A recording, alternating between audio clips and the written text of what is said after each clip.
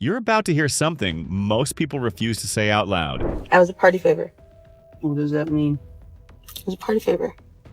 I was somebody you could take off the table. That's not a scene from a movie, that's real testimony from a real survivor, describing what actually happened inside elite Hollywood circles. And right now, at this exact moment, a name that nobody expected is sitting inside the Epstein files. A name most people associated with dancing, gifts, and daytime television. One of the dock workers that is on the port strike has come out and stated that they're not only striking because of being overworked and underpaid, but because they're sick and tired of hearing coming in the port screaming on cargo containers. And then there's this... I'm gonna need you to get rid of all the leftover pizza boxes. The what? All the boxes left over from the pizza. All the boxes. Okay.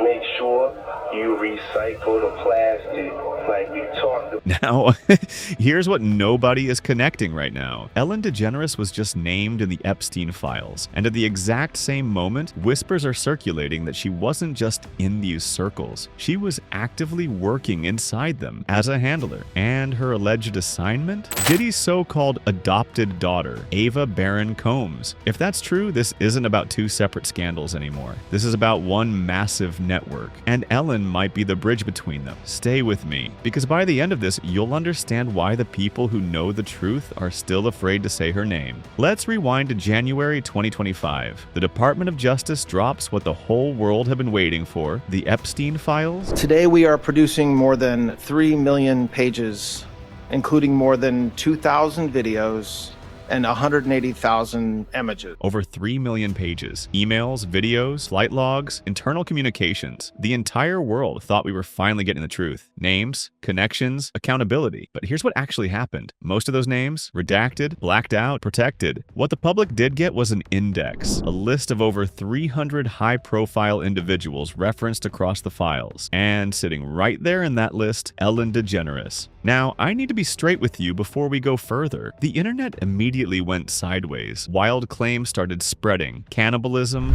vampires, totally fabricated theories with zero evidence. Zero evidence in those files connecting Ellen to any of that. Those claims are completely made up. But here's the problem with chasing fake stories. While the internet was busy laughing at the absurd stuff, the real connection got buried because Ellen being named in those files is confirmed. And what that name connects to, yet when you pull on the right thread, is far more disturbing than any fake conspiracy. It connects to a young girl, a girl with no real origin story, a girl who appeared out of nowhere, was paraded in front of millions, and then vanished completely. Her name is Ava Baron Combs. It's 2020. Diddy hops on Instagram Live, millions of people watching, and out of nowhere he introduces this young white girl and calls her his adopted daughter. My name's Ava.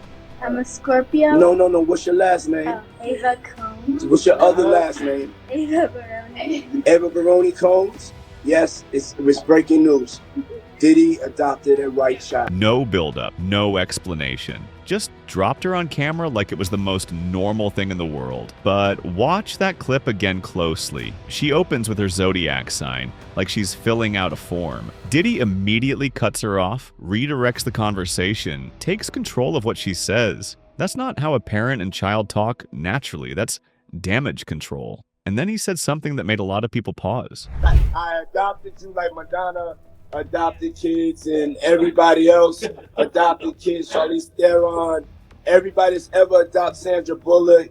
I adopted you because I felt that you could, enjoy also having a black parent. That comparison alone is loaded. Madonna's adoptions have been controversial for years. Allegations of children removed from families under deeply questionable circumstances. So why would Diddy reach for that comparison? But it gets worse. People started digging, and they found photos of Ava around Diddy's family years before that Instagram Live. She looked younger. She was already embedded, already there. So if Diddy just adopted her in 2020, why was she in family photos from 2017? That timeline doesn't add up. And then, after that live stream, Ava disappeared. No more posts, no public appearances, no family photos. She got scrubbed, and the only time her name came back up was tied to a leaked jail case. I'm gonna need you to get rid of all the leftover pizza boxes. The what? All the boxes left over for the pizza. All the boxes. Okay. Make sure you recycle the plastic like we talked. To anyone not paying attention, that sounds like a guy talking about cleaning up after a party. But this call happened while Diddy was under active federal investigation, homes raided, associates questioned. You really think this man called from a jail cell to talk about actual pizza? The streets knew immediately. That was code. Pizza boxes? Plastic, recycling, those aren't instructions about food. That's about getting rid of evidence. Hard drives, tapes, containers, things you don't want sitting around when the feds come knocking. And here's where the rumor gets loud. Word is that Ava leaked that call. She was close enough to hear it, trusted enough to be around it, and maybe, just maybe, she decided to expose it. But if that's true, then the real question becomes, who was watching her? Who was managing her? Who in Hollywood had access to Diddy's inner circle and had a history of being around young people in controlled environments? Ellen DeGeneres. Let's connect the dots, because this is where it gets uncomfortable. Ellen's name is confirmed in the Epstein files. At the same time, Diddy's world is unraveling, and at the center of it is a young girl with no clear origin story who mysteriously vanished. What if Ellen wasn't just a name in the files? What if she was actively working inside that network? In elite trafficking operations, there's always a handler. Someone who manages the victims, keeps them compliant, keeps them quiet, moves them between locations, introduces them to the right people, and handlers, they're almost never who you'd expect. They're people with public credibility, people with access, people like a beloved daytime talk show host. Think about it. Ellen had one of the most watched television programs on Earth for nearly 20 years. She had access to everyone, celebrities, politicians, business executives. Most political leaders don't come out of a background of finance. Most political leaders come out of a background of being popular. So in some of the countries, except in the African countries, for example, they might have been a military person. They were a general. Or in our country, they would have been an actor. The knowledge of money isn't, they don't have expertise. They have no degrees in finance. They really, and this is one of the major problems. So many world leaders who don't really have a financial underpinning make fundamental errors when it comes to money on a country or institutional level. Many of them were just good at what they did in terms of politics. Remember, world leaders are politicians. Epstein built his entire operation on identifying what people wanted and using that to control them. And handlers in his network did exactly the same thing. They identified targets. They gained trust. They placed people precisely where they needed to be. Ellen's entire public brand was built on being approachable, safe, fun, the kind of person parents would trust without a second thought, the kind of person a young girl could be handed off to without anyone asking a single question. And if you needed someone to keep an eye on a girl like Ava, a girl already embedded in Diddy's world, already visible but not too visible, who better than someone with that kind of public shield? Here's where it gets even darker, because Diddy's operation wasn't isolated. There is documented overlap between his network and Epstein's. In cahoots with Epstein. And then Was he in cahoots with Epstein, or was it just a similar type of an operation? No, they were friends. Really? Yeah, because Epstein had on Miami as well, that really private, rich estate in Miami, so they were all in cahoots. Isolated environments, young people with no clear backgrounds, powerful individuals with unlimited access. And it wasn't just Diddy. Look at the pattern. Usher lived with Diddy as a child, said he saw things that made him deeply uncomfortable, said as a father, he would never let his own kids anywhere near that environment.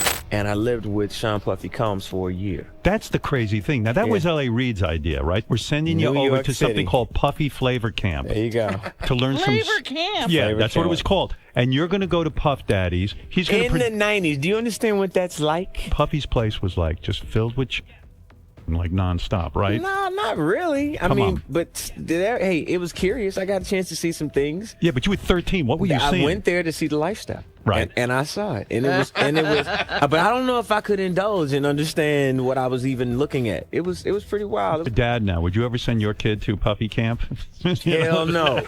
If it was so wild that Usher, someone who genuinely benefited from that relationship, wouldn't let his own children near it, what does that tell you about what was actually happening inside? Then there's Justin Bieber. Diddy said on camera that without hesitation that he had custody of a 15-year-old boy for 48 hours. And when asked what they were doing, he said he couldn't say. This out, yo. Justin, you ever seen the movie 48 Hours? Right now, he's having 48 hours with Diddy, him and his boy. They're having the times of their lives, like, you know, where we hanging out and what we doing. We can't really disclose, but it's definitely a 15-year-old's dream.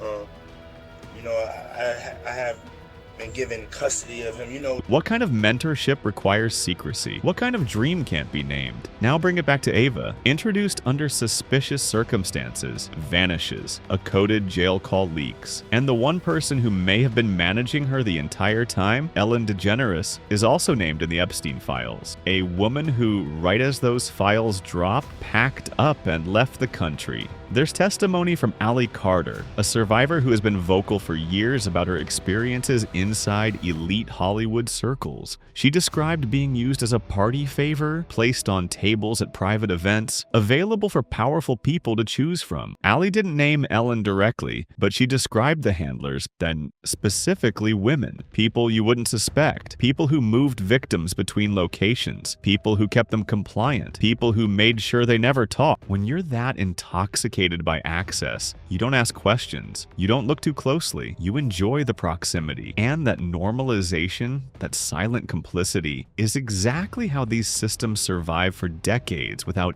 anyone saying a word. Now think about Ellen's television show. For nearly 20 years, it was the gold standard of workplace control. Former employees described a manipulative, suffocating environment. People were silenced. NDAs were everywhere. People were genuinely scared to speak. Does that sound like someone who just ran a difficult workplace? Or does that sound like someone who had already mastered the craft of controlling people? Because if Ellen was a handler, those skills transfer. You learn to manipulate, silence, intimidate, you reward compliance, punish dissent. And if she had that role with Ava, the girl would have been a perfect assignment. No clear family, already embedded in Diddy's world. Already visible, but not too visible. Someone who could be introduced publicly, then disappeared privately. This same pattern, this culture of protection, doesn't just live in government, it lives in Hollywood too. When Corey Feldman went on live television and tried to expose the industry's abuse problem, tried to name names, tried to give the public what they needed, Barbara Walters looked him in the eye and told him, one of the dock workers that is on the port strike has come out and stated that they're not only striking because of being overworked and underpaid,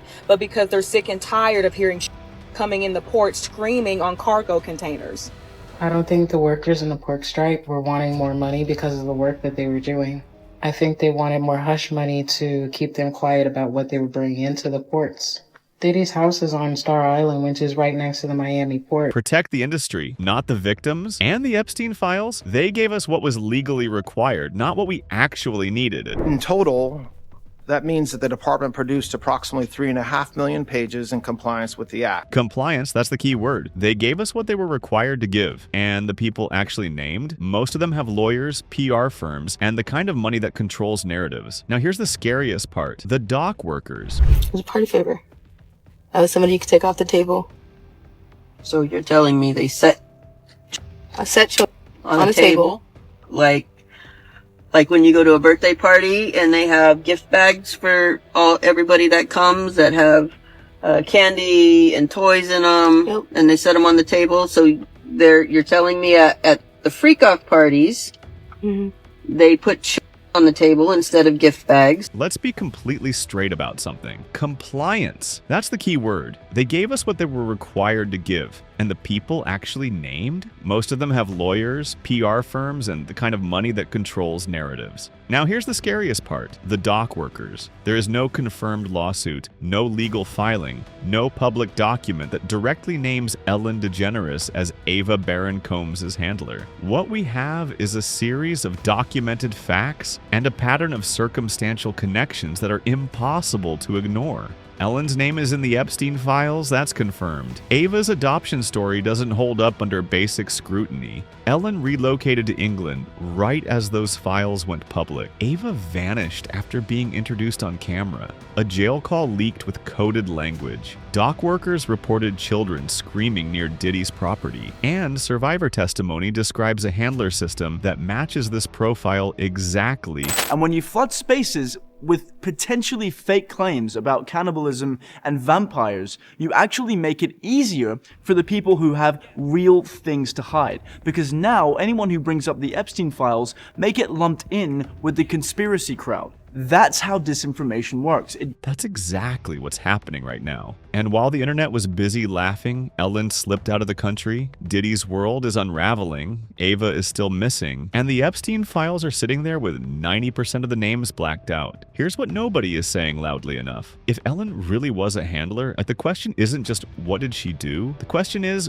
who else did she manage? How many others were there? How many young people were placed in her care and never seen again? How many introductions did she make? Handlers don't manage just one person. That's the whole point. You're a trusted figure. You have access. You move people around like assets. And if Ellen had that role, Ava might just... Ellen's been completely silent. No statement, no denial, no clarification. She's in England, laying low. And the mainstream media isn't touching this. They're too busy debunking the cannibalism stories. The ones that were always designed to distract. Because as long as people are focused on fake conspiracies, no one looks at the real connections. Epstein is dead, but the network he served, still alive? The people above him, still out there. And the figures who may have made it all run smoothly, like still protected. That's not fiction, that's testimony. And it demands an answer. Now I want to hear from you. Do you think Ellen is just a name in a file, or was she actively involved? Do you think Ava leaked that jail call? Do you think Ellen left the country because she knows something is about to drop? And if handlers really exist in Hollywood, who else is playing that role right now? Drop your thoughts below, because this story is far from over. Hit that subscribe button, smash the like, and watch the next video on your screen, because when more comes out, you will see it here first.